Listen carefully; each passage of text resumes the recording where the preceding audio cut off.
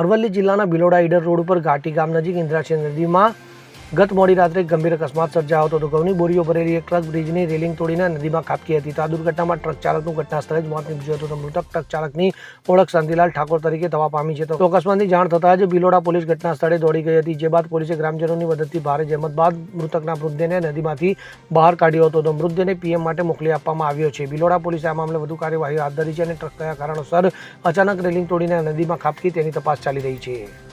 Bureau report CN24 news. હવે જુઓ દેશ દુનિયાની તમામ ખબરો તમારી આંગળીના ટેરવે. ઉઠાવો મોબાઈલ અને Google Play Store પરથી ડાઉનલોડ કરો અમારી CN24 ન્યૂઝ મોબાઈલ એપ.